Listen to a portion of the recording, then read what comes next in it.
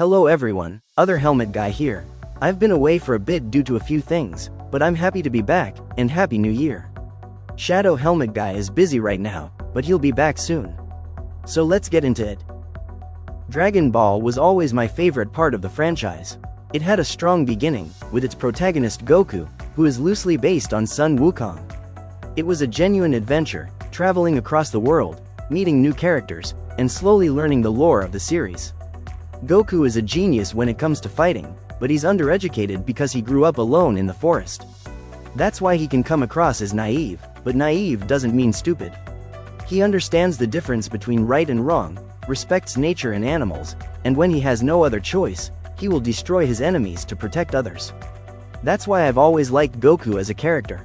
He's interesting, honest, and genuinely fun to watch. Throughout his journey, Goku trained under some of the world's greatest martial arts masters, and later, gods and beings from other planets. Because of that, he's extremely proficient in hand-to-hand combat. He understands ki manipulation, body control, breathing, meditation, and how to train efficiently on his own. He's learned countless techniques, adapted foreign fighting styles, and even developed abilities like limited telekinesis through discipline rather than raw power. A lot of people don't like to acknowledge this, but Goku is actually more experienced than Vegeta in many areas. Experience isn't defined by age or status, it's defined by exposure, adaptation, and growth. Goku constantly studies his opponents. He quickly identifies their strengths and weaknesses, adapts mid-fight, and can even learn techniques simply by observing them. That's not luck, that's mastery. What makes Goku truly unique is that he isn't defined by royal blood, elite Saiyan genetics, or power in numbers. He's an underdog, someone who started with nothing, trained relentlessly, and became stronger through hard work, discipline, and the willingness to learn. But as time went on, the original series moved into its sequel, Dragon Ball Z, which became massively popular. With that shift came transformations, larger ki blasts, power levels, and an increasing focus on raw determination. While those elements were exciting, the series gradually moved away from martial arts technique, strategy, and creative abilities, and placed more emphasis on overwhelming power instead.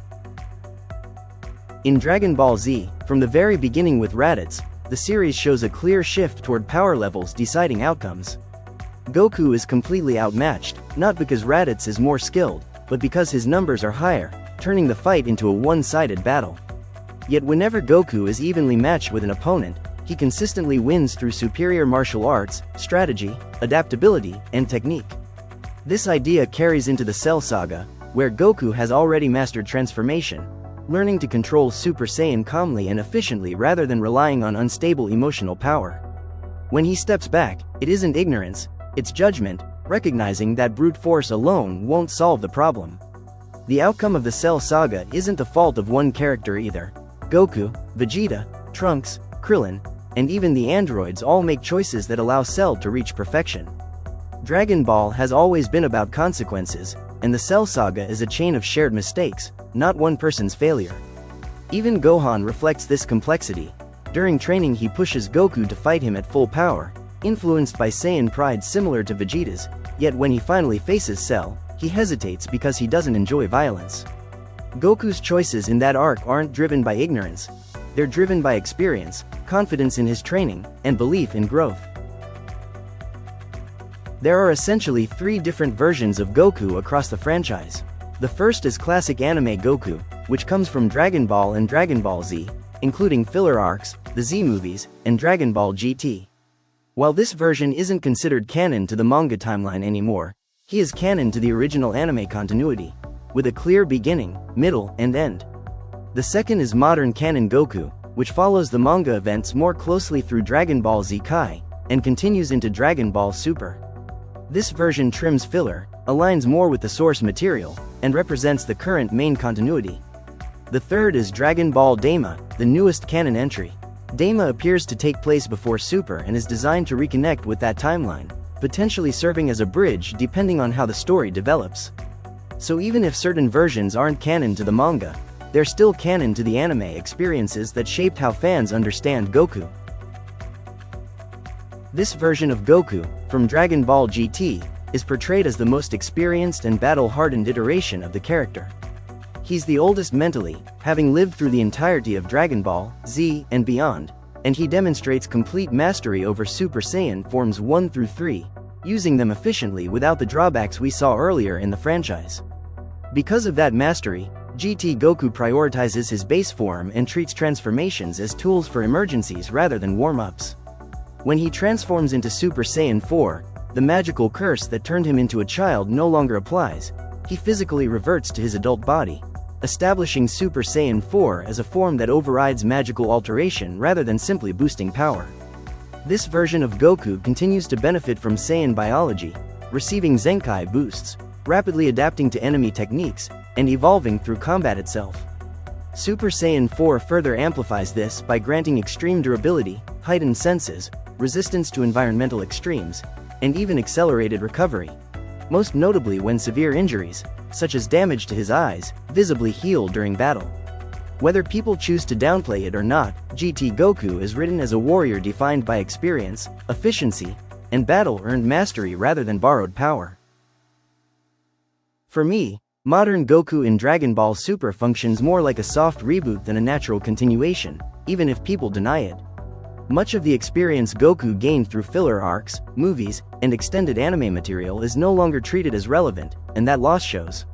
Instead of refining forms like Super Saiyan 2 and 3, Goku appears less confident in mastering them, quickly moving on to entirely new transformations. When Goku first achieves Super Saiyan God, he openly acknowledges that he didn't earn it through training, but received it through ritual. From that point on, his character increasingly revolves around his rivalry and partnership with Vegeta, which in my view flattens his individuality and shifts his motivation away from self-mastery. That issue becomes even clearer with Ultra Instinct. Goku gains access to the form far too quickly, and it repeatedly backfires, damaging his body and showing that he hasn't truly earned the mastery required to sustain it. On top of that, the series introduces the idea, stated by Vegeta, that Saiyans no longer receive Zenkai boosts because their bodies have reached their limits. Combined with Whis' claim that mortals can't surpass their limits through training alone, a statement the series later contradicts, modern Goku feels less like the culmination of everything that came before and more like a redesigned character built around external power systems rather than earned growth. As for Dragon Ball Daima, it feels like a contained side story rather than a natural continuation. The series clearly acts as a homage to earlier Dragon Ball eras, smaller-scale adventure, stylized designs, and a lighter tone, but that creates confusion when it comes to canon. It's unclear whether Daima is meant to fully connect to the events of Dragon Ball Super or exist separately, and that lack of clarity weakens its impact. On top of that, characters, including Goku, receive power increases with little explanation or build-up. Unlike classic Dragon Ball or even GT, where growth was earned through training, hardship, or survival, Daima often skips that process. As a result, it feels less like a progression of Goku's journey and more like a self-contained tribute that borrows familiar elements without fully committing to their consequences. That's when Dragon Ball works best, when skill matters as much as strength. But I'm curious what you think. Let me know in the comments below. And once again, thanks for watching.